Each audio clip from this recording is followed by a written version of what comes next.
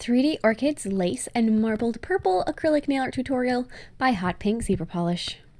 Hi guys, in today's video I am going to begin showing all of my wedding tutorials. So I got married at the very end of December and I made a couple little things that were for the wedding. I did 3 different sets of nails, or 3 different styles of sets of nails. There were a couple duplicates. And the first one is going to be the set that I wore. And in this video, I'm also going to be showing you how I made the 3D orchids that will be used on the other sets as well. So that part isn't duplicate footage, because if you watch in this video, you know what happened for the other ones.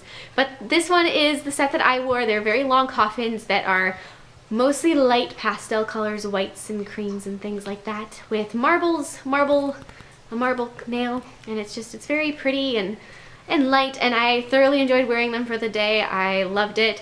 There's a funny story that I will tell you as we go a little further into the video, so definitely listen for that. There was a little bit of a mishap that worked out, but it's a little bit just a funny moment. So anyways, I hope you guys like this, and don't forget to click subscribe, see all my future wedding designs and other things as well.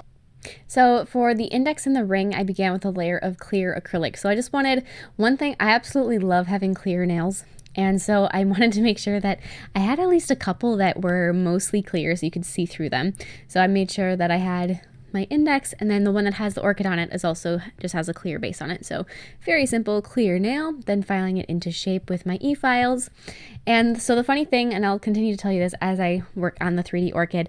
So I've got this 3D orchid, and as I'm making it, I'm thinking to myself, this is pretty stupid because this is the nail that the ring has to go over during the ceremony, and is this really the smartest place to put a large 3D flower? And I thought to myself, you know what, it's not going to be a problem.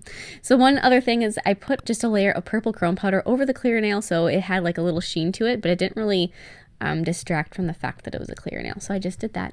And then I'm going to make my 3D orchid on a nail form backing. So I start out with the back 3 layers of the petals, and they're very classic tapered petal shape. And then right next to it, same place, I'm going to be making the second layer of petals, which is 2 of them that are more diamondy shaped. They're kind of more like a rounded diamond. And then the little center of the flower with purple. And then I'm going to slide my brush under the first petals I made, and then sort of create the rounded curve shape with a silicone tool, just by pressing into it, just like that. Do that for all of them. So I'm just thinking, I thought to myself, you know, it's probably not the best idea. Then I didn't think it'd be an issue, so I just did it anyway. Well, it was a little bit of an issue because it almost, my ring is a size 5, which is fairly small, and it really didn't want to go over the flower, and it took some wiggling and some work. And afterwards people were like, what happened? Why were you guys looking at each other like something went wrong? Well, something did go wrong because my nails were interfering with the ring placement. So that was just a little bit of an interesting that was pretty much the only nail related mishap of the day, but yeah, what can I say? So then after you have your flower done, you can pick that up, and after it's all assembled and put together, and attach that to your nail with some nail glue, and then fill in around it with just some clear acrylic so that kind of fills in any gaps, prevents it from breaking. Make sure it's nice and strong that way. So under every petal, just a little bit of clear acrylic. And then with diluted green paint, I added a little bit of a shadow down the center of the back 3 flowers, and then a highlight around each edge of all petals with a diluted white. And then with diluted purple in the forward 2, I'm going to be adding just a little bit of purple kind of fading out from the center of the flower. And now with clear builder gel, I'm going to be attaching rhinestones, and I used lots of rhinestones. Actually, throughout making, I did 4 sets. Throughout the 4 sets of nails, I used up an entire wheel of purple rhinestones. I had a wheel that had the same kind of rhinestone but in different sizes, and they're gone. Actually, I think I've got 4 left. I've got 4 rhinestones out of an entire full wheel. I used a lot of them. So I added rhinestones behind the orchid and then down one side of the nail. So the side of the nail that's towards the pinky. So when you're doing 2 sets of like a full 10 fingers, and you want 2 of them to be the same, one thing you really have to make sure you think about is that they're the opposite, the ones that have to be like that. So then on the index nail, this one doesn't have anything, the rest of them don't have anything 3D. It's just the one nail that's got the big 3D flower. So for this one, it's going to just have kind of that lace. So it started out clear, and I just buffed off the shine, and it has that purple chrome on it already. And then with white paint, I'm going to be just painting my lace. So I started out with a line that's a little bit higher than a smile line. And then I'm just going to take and add little loops below that, and then just continue adding details to this, kind of like almost a henna style thing is what I was going for, like a henna lace.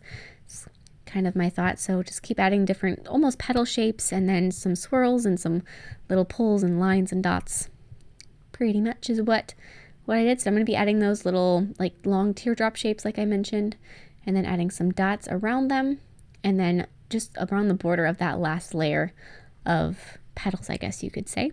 Just a couple of dots, and then I'm going to go and I'm going to be adding the rest of the, just kind of repeating the same thing, starting with a half circle and then adding little loops around it, but starting at the tip this time just to fill it in.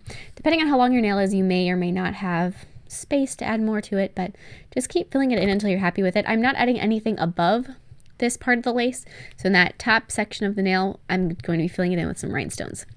So clear builder gel, once again, place that down, and then I'm going to grab a little gold loop or circle that I have, and then some gold studs, then some gold caviar beads, just kind of filling them in between.